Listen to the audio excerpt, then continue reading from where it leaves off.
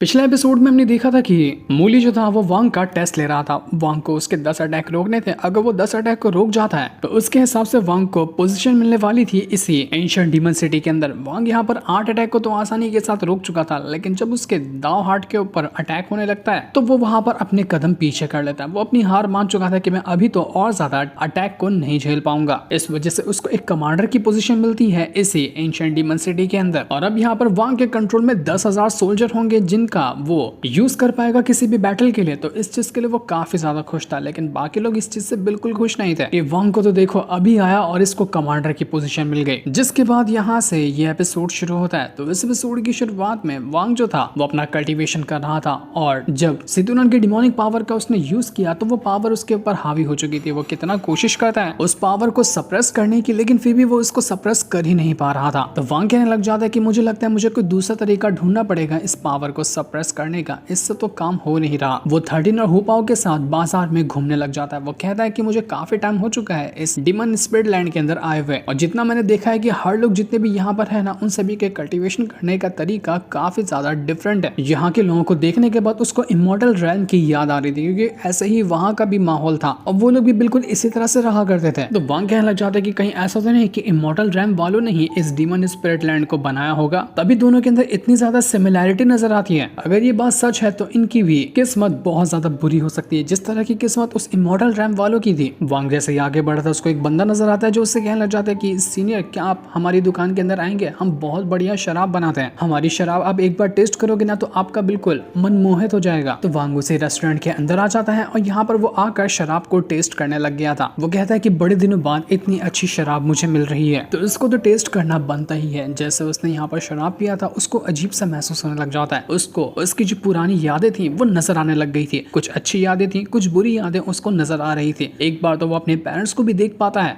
जो वांग को बड़े प्यार से अपने पास बुला रहे थे। उनको देखकर तो वांग बहुत ज्यादा खुश था। वांग के दिमाग के अंदर ये सारी चीजें चल रही थी। वो कुछ सोचता नहीं कि असल में यहाँ पर क्या हो रहा है, वो सीधा अपने पेरेंट्स की तरफ भागना शुरू कर देता है ताकि उनसे मिल सके, उनके साथ समय बिता सके। लेकिन जैसे वो चाह रहा था बीच में फूजियान आ जाता है जो अटैक देकर मार चुका था उसी के पेरेंट्स के ऊपर, जिस वजह से उसके पेरेंट्स की जान दोबारा से उसकी आंखों के सामने चली जाती है। ये देखकर वांग बहुत ज्यादा भड़क चुका था। देखते ही देखते वांग को बहुत सारे लोग नजर आते हैं जिन सभी ने उसको चारों तरफ से घेर लिया था। अब वो यहाँ पर वांग के ऊपर अटैक कर रहे होते हैं, उसका मजाक उड़ा रहे होते हैं कि तुम किसी काम के नहीं हो, तुम कुछ नहीं कर सकते। तो इस वजह से वांग भड़क जाता है और अपनी पावर का इस्तेमाल करते हुए वो एक के बाद एक करके सभी लोगों की लाशें बिछाने लग गया था। ये सारे के सारे साथी थे उसी फूजियान के जो वांग अपने माइंड के अंदर देख पा रहा था। इस वजह से उसने अपनी पावर का यूज किया और अपनी इमॉर्टल स्वॉर्ड की यूज करते हुए वो जितने भी बंदे यहाँ मौजूद थे उन सभी की लाशें बिछाना शुरू कर देता है। वो एक ही बार के अंदर इतने लोगों को मार गिराता है जिसका कोई हिसाब भी नहीं था। सारी की सारी बुरी मेमोरीज उसको उसके दिमाग में नजर आ रही थी। वो ये भी देख पाता है कि किस तरह से उसने फूजियान की जान लेकर अपना बदला पूरा किया था, और उसके बाद वो हजारों लाशों के ढेर के ऊपर बिल्कुल शान के साथ खड़ा हुआ था। वो अकेला और उसके सामने हजारों की तादाद में लाशें पड़ी होती, दुनिया में मानो वो अकेला रह गया हो, इस तरह की फीलिंग उसको आ रही थी। तो इस चीज को महसूस करके वांग हैरान रह जाता है कि आखिर ये सब मुझे दिखाई क्यों दे रहा है। उसको पता चलता है कि ये उसी डिमोनिक पावर की वजह से हो रहा है जो अभी तक के उसके कंट्रोल में नहीं है। और जैसे पावर ने अपना असर दिखाना शुरू किया, वांग को अलग अलग चीजें दिखाई देने लग गई और वो अपने ऊपर से अपना कंट्रोल खोता जा रहा है। उसका माइंड उसके कंट्रोल में ही नहीं है, और अगर उसने जल्दी कुछ नहीं किया तो ये पावर इस तरह से उसको अपने कब्जे में ले लेगी कि वांग को होश ही नहीं रहेगा कि वो कौन है, वो क्या कर रहा है, उसको क्या करना चाहिए। वांग कहता है कि जल्दी से जल्दी मुझे इस डिमोनिक पावर को कंट्रोल में लेना होगा, वरना मेरे साथ कुछ बहुत बुरा हो सकता है। वो अपनी पावर का यूज करता है और अपनी पावर का इस्तेमाल करते हुए इस जगह से बाहर निकलने की कोशिश कर रहा था, क्योंकि वो अपने माइंड के अंदर भी फंस चुका था। वो कहता है कि अगर मैंने अभी यहाँ पर इस डिमोनिक पावर के ऊपर कंट्रोल नहीं किया ना तो शायद ऐसा लग रहा है कि मैं इस अपने माइंड के वर्ल्ड से बाहर ही नहीं निकल पाऊंगा। मैं हमेशा यहाँ अकेले यहाँ पर फंस जाऊंगा और मेरी जान तक जा सकती है। वहाँ माइंड के बाहर हुपाओ और 13 जो थे वो दोनों ये चीज देखकर बिल्कुल हैरान थे कि मास्टर को हो क्या गया। मास्टर बिल्कुल होश में नहीं है, वो एकदम मदहोश हो चुके हैं। कुछ सवाल हम कह रहे तो उसका जवाब तक नहीं दे रहे। सब ठीक तो है ना, इनके साथ कुछ प्रॉब्लम तो नहीं हो गई इनको? ये लोग यहाँ पर बैठे हुए देखे तभी वहां पर कुछ सिपाही वगैरह आकर पहुंचने लग जाते हैं। बहुत सब तोड़फोड़ मचाते हुए कहने लग जाते हैं कि सबसे बेस्ट शराब और सबसे बेस्ट खाना हमारे सामने परोसो, वरना ये पूरा रेस्टोरेंट ही तोड़ दिया जाएगा। उन्हीं में सीमा नाम का एक बंदा था जो कि ऐसा लग रहा था कि वो भी हो सकता है कमांडर ही हो। वो ऑर्डर देता है कि जितने भी लोग रेस्टोरेंट के अंदर बैठे हैं सब यहाँ से कल्टी मारो, मैं अकेले बैठे रहना चाहता हूँ। तो बाकी के आम लोग जो थे वो तुरंत ही वहां से भागना शुरू कर देते, वरना तो वो सीमा इनकी जान ले लेता। लेकिन वांग और वो उसके दोनों डिसाइपल अभी भी वहीं पर मौजूद थे। वांग को तो होश ही नहीं कि उसको आखिर क्या हो रहा है।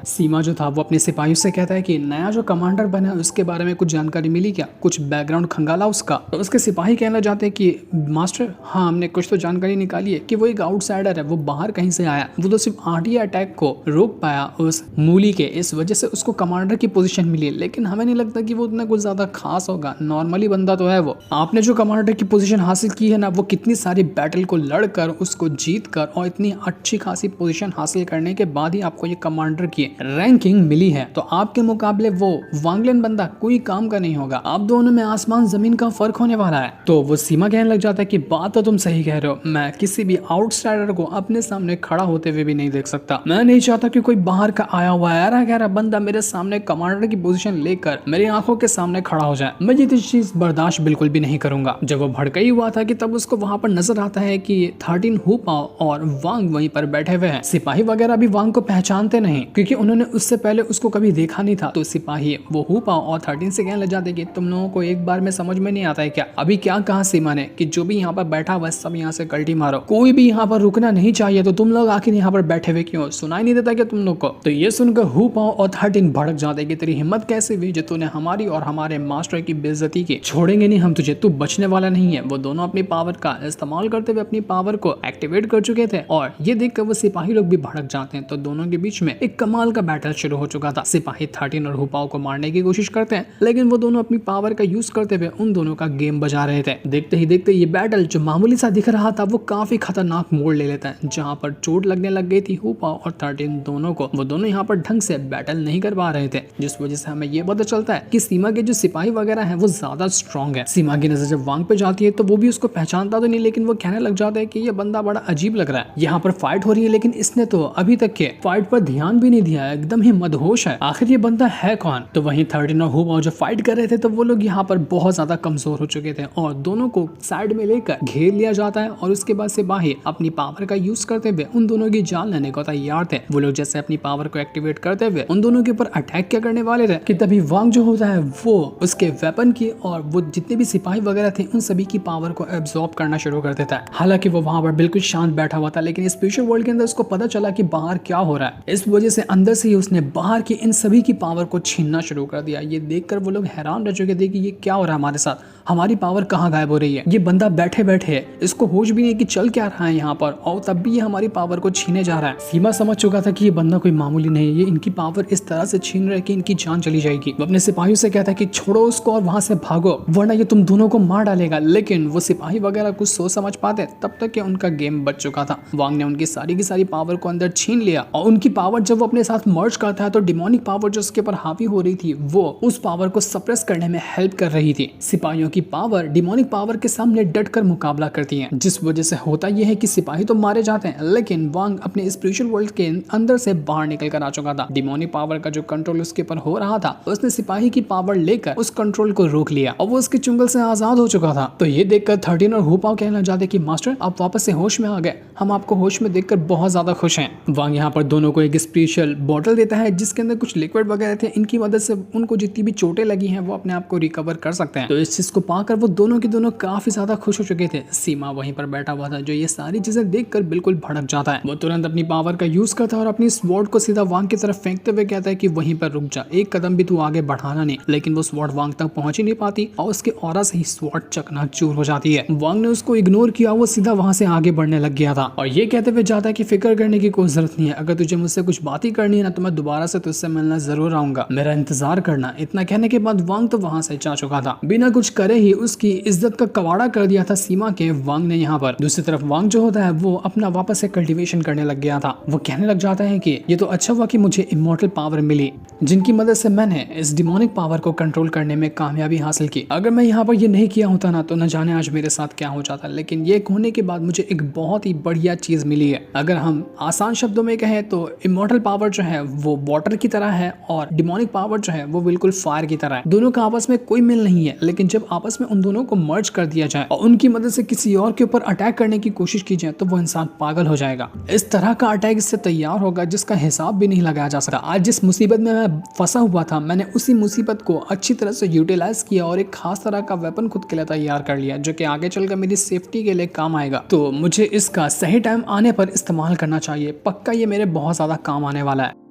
वांग जब अपना कमरे के अंदर बैठा ही हुआ था कि तभी वहां पर एक दूसरा बंदा आता है जो वांग से ही मिलने के लिए आया हुआ था। वो यहाँ पर आने के बाद वांग से कहने लग जाता है कि कमांडर, मेरा नाम ना हान जिन है और मैं एक ऑफिसर हूँ इसी एंशिएंट डीमन सिटी का। डीमन जनरल मोलिन जो है उन्होंने मुझे ऑर्डर दिया है कि मैं आप कमांडर को आपके कैंप तक ले जाऊँ जहाँ पर सारे सोल्जर वगैरह मौजूद है, जहाँ पर ट्रेनिंग वगैरह होती है। आप कमांडर है तो आपको वहाँ जाना पड़ेगा। मैं आपको लेने के लिए आया हूँ, इसलिए आप मेरे साथ चलेंगे तो बहुत बेहतर होगा। तो वांग कहता है कि ठीक है, कोई बात नहीं, मैं आपके साथ जाने के लिए तैयार हूँ। वो हानजिन कहने लग जाते कि मुझे अपना एक बार टोकन दिखा दीजिए तो मैं उसके बाद उसको वेरीफाई करूंगा और आपको अपने साथ ले जाऊंगा। तो वांग उसको अपना टोकन दिखाने लग जाता है। जैसे उसने टोकन दिखा था, हानजिन यहाँ पर अपनी पावर का यूज करते हुए एक पोर्टल क्रिएट करता है और वांग से कहने लग जाता है कि आप अपने टोकन का यूज करते हुए इस टोकन के जरिए पोर्टल के अंदर जा पाएंगे और सीधा आप कैंप में पहुंच जाएंगे। तो इस वजह से वांग और बाकी सारे के सारे लोग पोर्टल के जरिए एक खास जगह पर पहुंच जाते हैं। ये जगह थी मिलिट्री कैंप, जहाँ पर टोटल जितने भी इस एंशिएंट डीमन सिटी के अंदर सोल्जर वगैरह मौजूद है उन सभी को रखा जाता है। जैसे ये लोग यहाँ पर आए थे, वहाँ पर एक अजीब सा ऑरा फैला हुआ था। ऑरा ही नहीं बल्कि ऑरा का भवंडर क्रिएट था। यहाँ पर सारे के सारे लोग हैरान रह जाते कि असल में यहाँ पर हो क्या रहा है। लेकिन वांग जैसे ही अपनी पावर का यूज करता है और जैसे उसने अपना पैर जमीन पे मारा था कि जितना भी ऑरा का भवंडर क्रिएट हुआ था वो सब शांत हो जाता है। वांग की पावर की मदद से सब कुछ स्टॉप हो चुका था। वो हानजिन जो था वो कहने लग जाता है कि सब लोग तो यहाँ पर आ गए, वो सीमा कहाँ गया, क्या उसको नहीं आना है कि आज कैंप के अंदर। तो इतना कहते साथ ही वहाँ पर सीमा आकर पहुंचने लग जाता है। वो अपने बहुत ही खतरनाक पालतू पेट के ऊपर सवार होकर आ रहा था। उसकी एंट्री भी काफी ज्यादा धमाकेदार होती है। 13 और हुपाओ जो थे वो तैयार हो चुके थे सीमा से लड़ने के लिए कि उसकी हिम्मत कैसे हुई जो उसने वांग के ऊपर अटैक करने की कोशिश की थी। लेकिन वांग उनको रोक लेता है कि कुछ भी अभी करने की जरूरत नहीं है। हानजिन जो था वो यहाँ पर आकर उस सीमा से कहने लग जाता है कि सीमा देखो, तुम एक डेप्यूटी कमांडर हो और डीमन जनरल ने ना वांग को यहाँ का कमांडर बनाया है। तो अब तुम्हारी जिम्मेदारी ये है कि तुम वांग लिन के अंडर में काम करोगे। तुम सबसे पहले उनको रिस्पेक्ट पेश करो और जो वो ऑर्डर तुम्हें देंगे ना, तुम्हें वो ऑर्डर मानना पड़ेगा क्योंकि तुमसे बड़ी पोजीशन अभी है वांग लिन के पास। तो उनका ऑर्डर मानो और जो वो कहते हैं वो करो। जो सुनकर वो जो सीमा था वो एकदम ज्यादा भड़क चुका था। वो इतनी गुस्सी भरी निगाहों से वांग को देखता है कि वांग भी उसे कहने लग जाता है कि याद तो होगा ना, कुछ टाइम पहले हम दोनों दोबारा मिले हैं और उस टाइम मैंने तुझसे क्या कहा था कि हम दोनों की दोबारा मुलाकात जरूर होगी, तो मेरा बस इंतजार करना। इस चीज को देखकर हानजिन कहने लग जाता है कि अरे वाह, लगता है कि आप दोनों पहले से ही मिल चुके हैं, तो मुझे दोनों का एक दूसरे को इंट्रोडक्शन देने की जरूरत ही नहीं पड़ेगी। ठीक है, फिर मैं चलता हूँ यहाँ से। उम्मीद है कि आप लोग जो भी आपकी जिम्मेदारियां होंगी उसको अच्छी तरह से पूरा करेंगे। तो वांग कहता है कि ठीक है मास्टर हानजिन, आप जा सकते हैं, जो होगा मैं उसको हैंडल करने के लिए तैयार हूँ। उसके जाने के बाद सीमा जो था वो वांग से कहने लग जाता है कि कमांडर वांग लिन, आप जो सोल्जर वगैरह को यहाँ पर देख पा रहे हैं ना, इनकी टोटल तादाद है 10,000। पूरे के पूरे 10,000 सोल्जर जो आपको दिए गए थे वो सारे के सारे यहाँ पर मौजूद है और आपके ऑर्डर का इंतजार कर रहे हैं। तो बताइए कि आप उनको क्या ऑर्डर देना चाहते हैं। तो वांग सभी के पास आता है, लेकिन वो अभी उनको क्या ऑर्डर देगा ये अभी हमें नहीं दिखाया जाता। जिस दिन को दिखाते साथ ही ये वाला एपिसोड यहीं पर एंड हो जाता है। Thanks for watching.